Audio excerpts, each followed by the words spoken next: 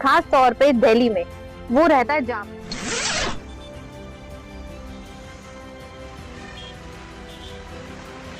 और जाम आपको पता है कि आप ही का एरिया है, अनफॉर्चुनेटली मतलब आप ही का एरिया है, तो मैं काउंट करवाऊंगी कि जो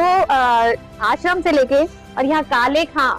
जो आप देखते हैं, और यहाँ मुझे लगता है आश्रम पे भी फ्लाईओवर बन गया है, अंडरपास बन गया है, और इधर की साइड आया आपकी एरिया की इधर काले खां में यहाँ पर भी मुझे लग रहा है मल्टी फ्लाईओवर बन गया है। बट उसके बावजूद, और मुझे लगता है यहाँ पे ट्रांसपोर्ट हब भी बन रहा है,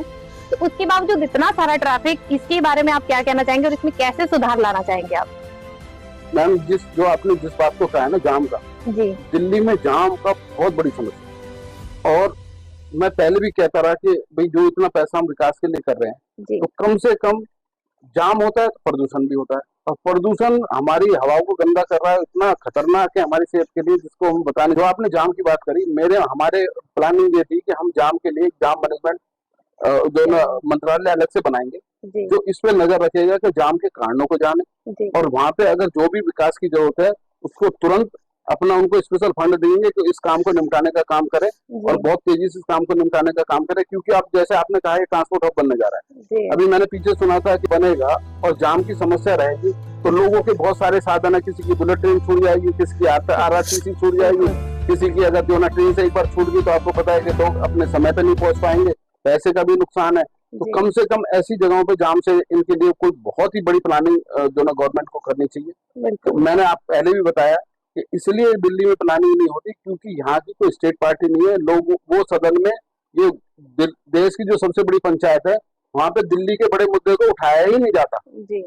कुछ ऐसे मुद्दे हैं जो सेंट्रल गवर्नमेंट के अंदर में आते हैं, कुछ ऐसे हैं जो दिल्ली के अंदर में आते हैं, और लेकिन इन दोनों की नोक झोंक में यहाँ का आम आदमी पिस रहा है। पिस रहा है। और एक बात और भी है, जाम लगने की वजह से कहीं आग लग गई है या कहीं पुलिस को पहुंचना है या फिर कहीं हॉस्पिटल कोई मरीज जा रहा है, तो उसके लिए भी कोई अलग लेन होनी चाहिए, मुझे ऐसा लगता है। क्योंकि कोई इंसान वहीं दम तोड़ देता है या किसी का कोई एक्सीडेंट है, वो जाम में ही फंसा रह के उसके आधे काम तो वहीं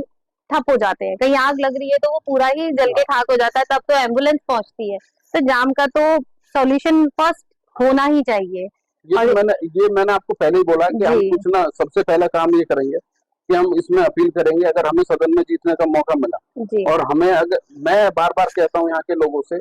कि भाई अगर जहाँ जहाँ आप किसी भी पार्टी को मजबूत कर रहे हैं तो उसके साथ साथ विपक्ष में बोलने वाले भी चाहिए। जी, अगर विपक्ष नहीं होगा तो लोग आवाज नहीं उठाएंगे, आपके काम नहीं होंगे। बिल्कुल, तो आपको क्या जरूरत है, तो कम से कम पूरी दिल्ली में से, मैं एक सीट पे यहाँ से लड़ रहा हूँ, कि अगर आपने एक आदमी भी जिता के भेज दिया तो आपकी पूरी दिल्ली में आपकी आवाज उठाने, दिल्ली के कामों की आवाज उठाने के लिए सदन में काम करेगा, और जो भी यहाँ से समस्या है उन समस्याओं को सदन में उठाएगा, और आप देखना तो सरकार मजबूर हो जाएंगे उस काम को करने के लिए, जो आज तक काम नहीं हो दिल्ली में वो काम हो।